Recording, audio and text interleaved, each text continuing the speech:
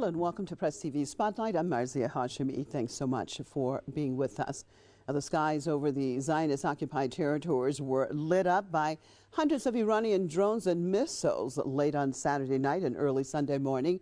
Settlers ran for cover while natives looked up to the skies with hope, and people in the region celebrated the beginning of Iran's retaliatory strikes against the Israeli entity. Well, stay with us as we look at what it all means, Iran's retaliatory attack on the Zionist regime, and now what's likely to happen on this spotlight.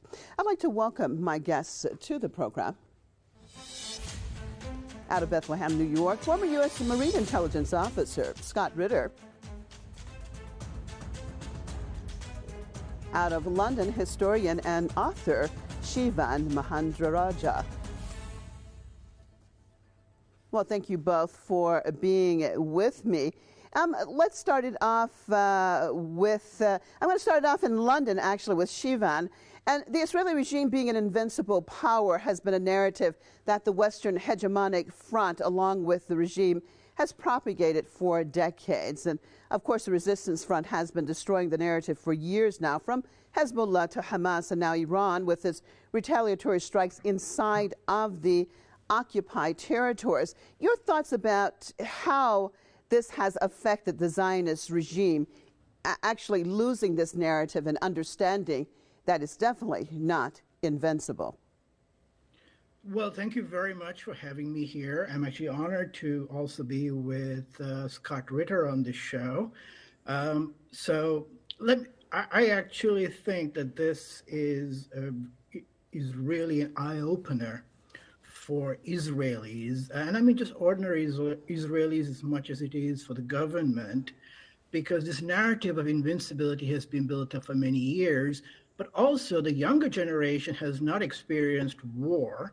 They have not had to go into air raid shelters, nor have to hear air raid warnings like their parents and grandparents did up through the Yom Kippur War. So this raid of something like 185 drones, some 110 ballistic missiles, they came in from different parts. So that all of Israel was lit up with air raid warnings, about 750 air raid warnings, I believe. I could be wrong. But anyway, a lot of people are going into shelters. They were panicking even before this. And now that sense of security is gone, because this is actually a very successful raid. Now, there are people who are saying, oh, well, only about 3 or 4 missiles hit, everything else was shot down.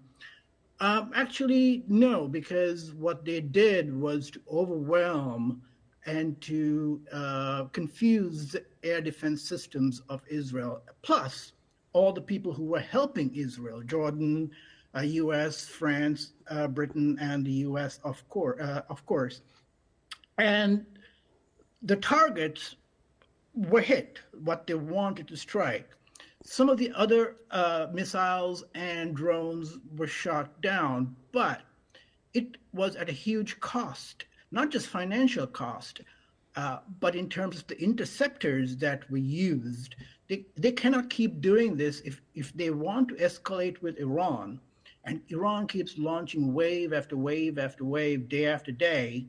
At some point, Israel is going to run out of missiles, because these things just can't be manufactured overnight, and there is a limited amount of stock, and the U.S. has to hold on to some of the stock that they have for their own purposes, as well as all the other things that they want to do in terms of, a war with China, or in case NATO needs them. So anyway, I think this is quite successful. And it was what I call a reconnaissance in force, by the way, in the sense is that they use a fair amount of force, but not overwhelming force. And I think the Iranian IRGC aerospace learned a lot about Israel's air defenses from what happened yesterday, as to what can get through, what Israel can throw back up at them. So that if this escalates, there is a lot that they can use. Okay, stay with me, Shivan. Sorry to interrupt you. Let me get Scott in on this conversation. Well, Scott, I mean, your assessment of Iran being able to penetrate the Israeli airspace and several layers of its defense mechanisms. Well, first of all, I want to echo everything that your guest Shivan just said. He's 100% correct. This was an extraordinarily successful attack by Iran on Israel. We need to understand, first of all, the objective of the attack. It was to prove a point that Iran could, in fact, strike Israel at a time and place of its choosing. Iran made a decision, I believe, in this attack to limit the scope and scale of the attack so as to not give Israel a reason to retaliate to the Iranian retaliation. The Iranians wanted to demonstrate a capability, put Israel and its allies, including the United States, on notice that Iran possesses a viable deterrence, and that Iran will strike those who strike Iran, and that the price that will be paid will be heavy, and therefore nations should think twice before attacking Iran.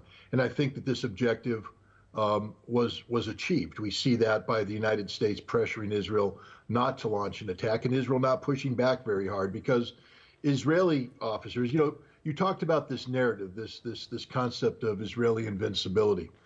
Israeli officers, and I've worked with them in the past, are very professional. They're very realistic, and they know what the truth is. They have, for the past 2 years, conducted war games where they exercise a scenario that has Israel being attacked simultaneously by Hezbollah, by Syria, by Iran.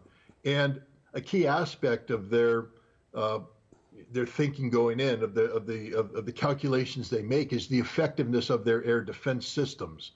And you have politicians in Israel who give high credence to Israeli air defense. And you have the military that's more balanced, more realistic.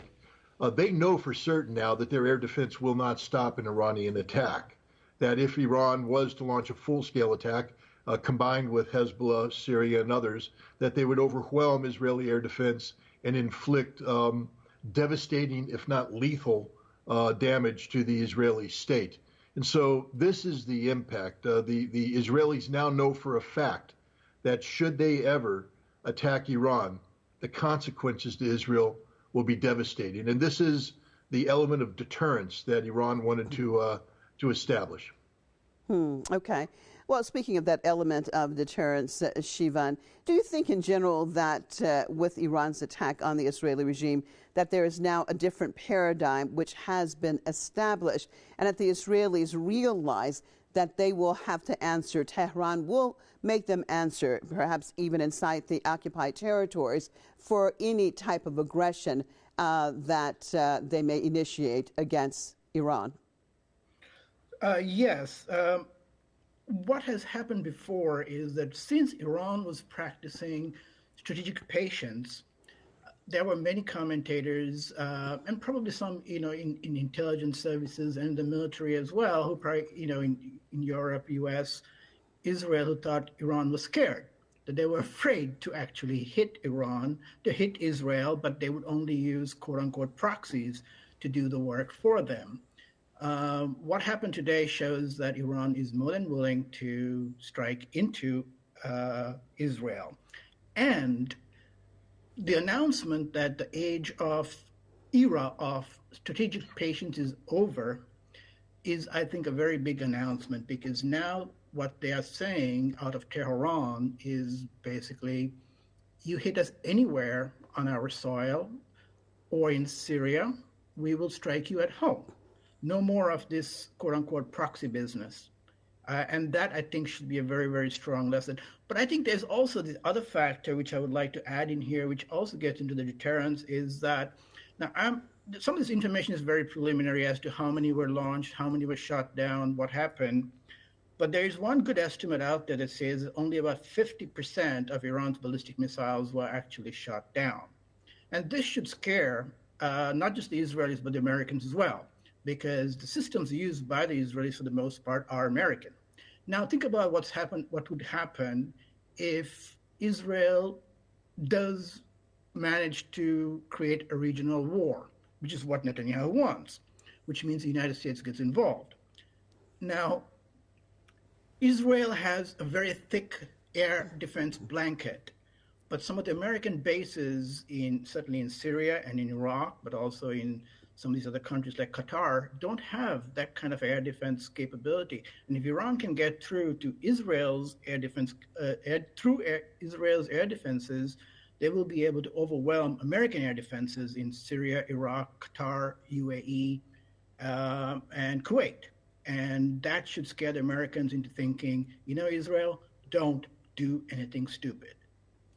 Okay. Well, Scott, as you said earlier, Iran initiated a calculated and limited response against military sites. Now, why do you think that Iran gave a controlled response?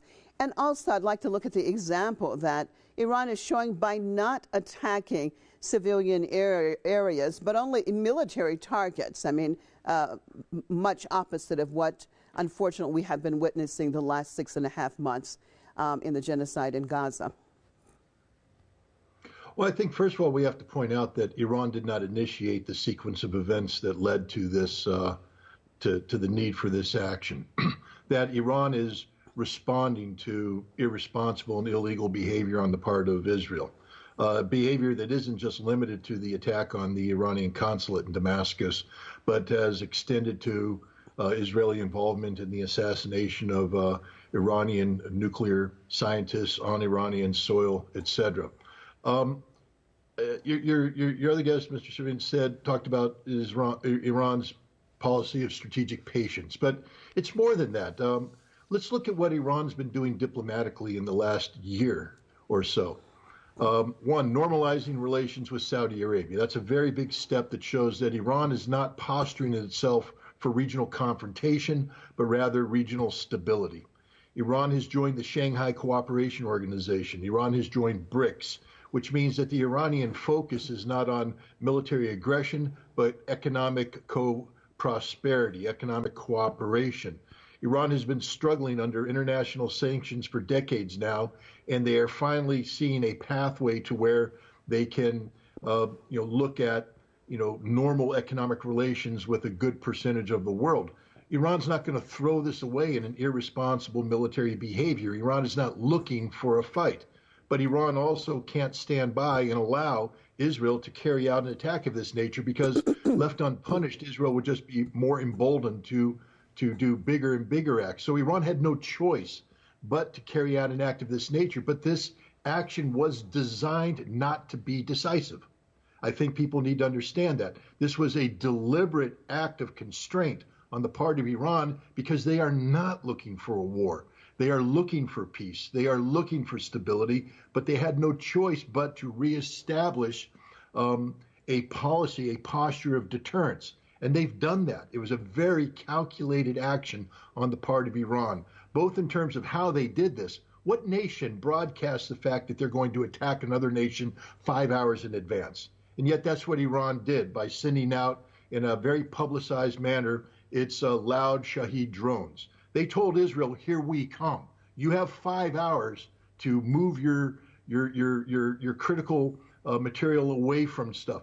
Look at what they targeted. They didn't saturate an airbase. They hit 1 or 2 runways. They hit some empty warehouses. They let Israel know that Iran can look at a point on a map and hit that point on the map. But they also let Israel know that Iran deliberately avoided the high-value targets, deliberately avoided the places where they could generate high numbers of casualties. Iran was not looking to punish Israel. Iran was simply looking to put Israel on notice that if Israel continues this behavior, Israel will be punished. But Iran is not looking for a fight. Iran is not looking for a war. Iran is looking for regional peace and prosperity that, is engendered by stability, political stability, not the instability of conflict. Right. Well, what about that, Shivan? You heard what Scott said, that Iran is not looking for a fight. But when we look at the reactions, whether we're talking about, you're in London, Rishi Sunak, and what he said, for example, after the Iran's retaliatory attacks, and saying that, again, the UK stands with Israel and condemned the Iranian attacks. And, of course, we saw the same thing coming from other various Western countries. Your thoughts on that? Because this continual scenario that this Western hegemonic front has tried to to show as Iran basically being the bad guy, the terrorist, and of course then the Israelis being the defenders of democracy. I mean, do you think that we're transitioning, that more and more people understand that lie now? I think so. I think, what has happened over the last 6 months has changed a lot of minds all across the world. Even people who were formerly, very pro-Israel have turned against Israel, given what has happened. There are, for example, some very strong conservative voices, like I think Candace Owens and Tucker Carlson, who have actually been critical. And I think the narrative is changing. People like Rishi Sunak and that EU person, von der Leyen, or whatever they call her. I mean, people are just tired of them. I actually don't even read their tweets or their stuff because it's the same thing that's recycled. And I think this is true for millions of people around the world, that they just see these Western leaders as hypocrites who talk about democracy, civil rights, civil liberties, human rights, but they don't actually exercise it. And I think these 6 months of Gaza has exposed that. So I don't know who listens to these people anymore, except those who are deeply devoted to one particular narrative and will not change their minds. I mean, you see lots of Jews. Like, I was home in New York in October, and there were lots of Jews. I'm a New Yorker. I'm living here, but I saw lots of Jews out there protesting, what was going on in Gaza. And this is really one of the things that the media do not want to talk about, is that the Jewish view of Israel is not monolithic. And you can see that in the major Western cities and capitals as well. So I don't know who Rishi Sunak is trying to convince, except, like what we call preaching to the choir, maybe. Right. Well, looking at this Western hegemonic front, Scott, we saw that last night during Iran's retaliation attack, that France, UK, US, Jordan were all involved in actually trying to shoot down Iranian drones. Your take on that? I mean, what does that say about the Israeli regime itself? Does it mean that it does not have the capacity to take on Iran at all, or alone, and what does that do for their own self-confidence in being that they could not do this alone?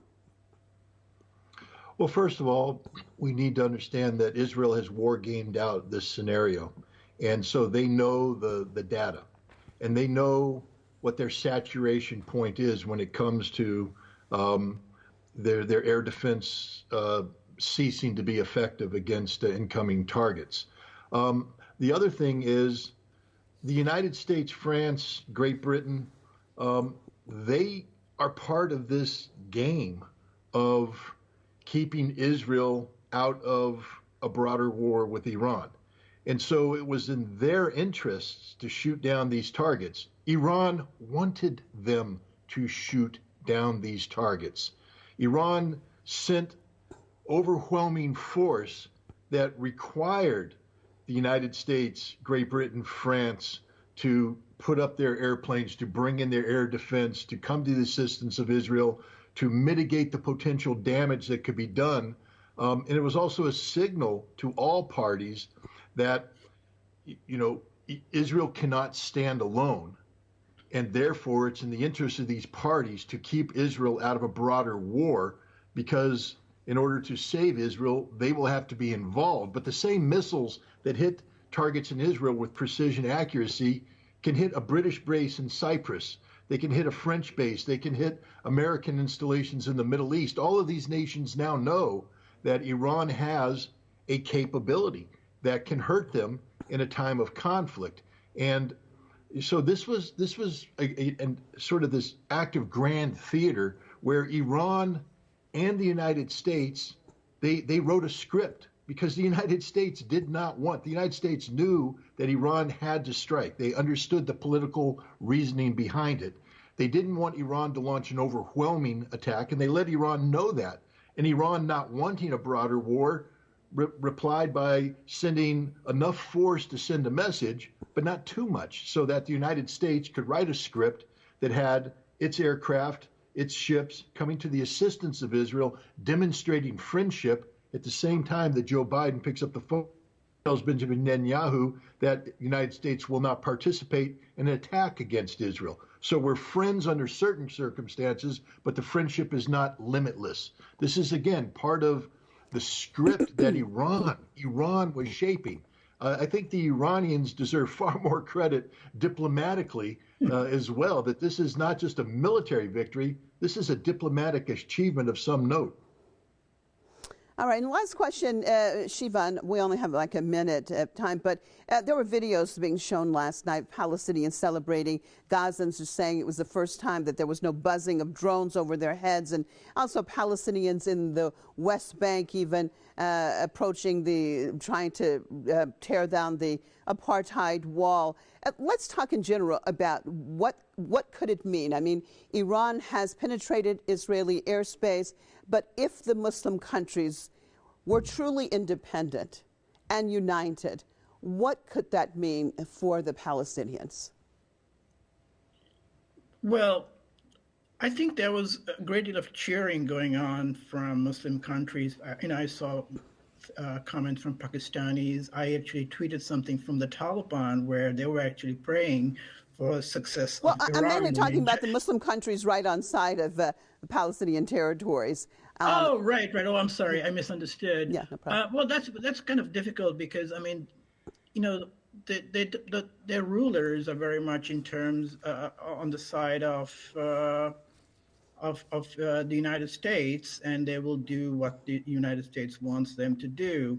So I'm not quite sure how much benefit there will be for the people, even though they will privately cheer. And I'm sure Jordanians and Lebanese and Saudis and so on may have been cheering for Iran, but how that will benefit the Palestinian people is very difficult, because the governments are not going to be supporting the Palestinian people. And on that note, I thank both of you for being with me. Scott Ritter, former U.S. Marine Intelligence Officer out of New York, Shivan Mahendrarajah, historian and author out of London. And thank you, viewers, for being with us on another Spotlight right here at Press TV. I'm Marzia Hashemi, signing out for myself and all the crew right here in Tehran. Hope to see you right here next time.